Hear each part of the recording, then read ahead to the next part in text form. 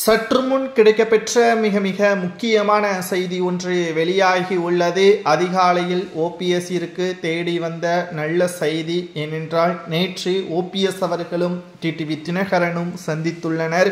அதற்கு முன்னால் ஓபிஎஸ் அவர்களும் முன்னாள் அமைச்சர் செங்கோட்டையன் அவர்களும் சந்தித்துள்ளனர். தற்பொழுது சசிகலா அவர்களை சந்திப்பதற்கான முயற்சியில் ஓபிஎஸ் அவர்கள் ஈடுபட்டு வருகிறார். அதிமுக ஒருங்கிணைவது உறுதி, அதில் ஓபிஎஸ் அவர்களுக்கு மிக முக்கியமான பதவி கொடுக்கப்படுவது உறுதிதான் என்ற தகவலும் தற்பொழுது அதிகாலையிலேயே ஓபிஎஸ் அவர்களுக்கு நல்ல செய்தி வந்தது போல் தற்பொழுது சசிகலா அவர்களை சந்திப்பதற்கு நேரம் ஒதுக்கப்பட்டுள்ளது. சசிகலா அவர்களை இன்று அல்லது நாளை சந்திப்பார் என்ற தகவல் தற்பொழுது முழுமையாக கிடைக்கப்பெற்றுள்ளது. அடுத்த கட்ட நடவடிக்கை என்ன?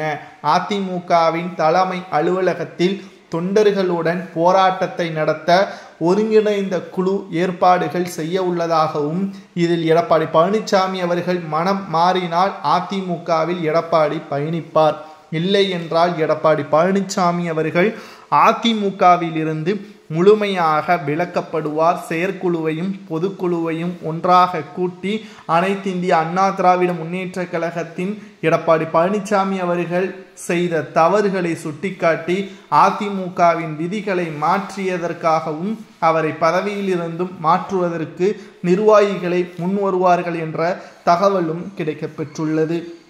எடப்பாடியின் மீது ஏன் இவ்வளவு கோபம் என்ற ஒரு கேள்வியும் எழலாம். கிட்டத்தட்ட 7 தேர்தல்களில் அதிமுக தோல்வியை தழுவியுள்ளது. 2 இடைத்தேர்தலை புறக்கணித்துள்ளது. பிரதான எதிர்க்கட்சியாக இருக்கக்கூடிய அதிமுகவின் நிலைமை இப்படி மாறியதற்கு காரணம் என்ன? வெறும் 3.5% வித்தியாசத்தில் தான் 2021 சட்டசபை தேர்தலில் தோல்வியே தழுவியது.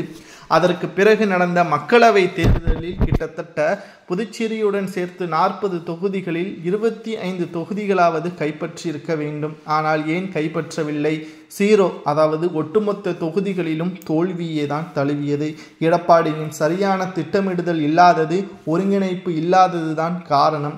சட்டசபை தேர்தலிலும் இதே தான் நடக்கும். அதற்கு முன்பாகத்தான் தற்பொழுது அதிமுகவில் ஒருங்கிணைந்த குழுவை ஏற்படுத்தி ஒற்றுமையாக செயல்படுவதற்கு செங்கோட்டையன் உள்ளிட்ட பலரும் முயற்சிகளில் மேற்கொண்டு வருகிறார்கள். இது ஓபிஎஸ் அவர்களுக்கு பயனளிக்குமா அல்லது எடப்பாடியே சிறப்பாக செயல்படுகிறாரா என்பதை கமெண்ட் வாயிலாக மறக்காமல் கூறுங்கள்.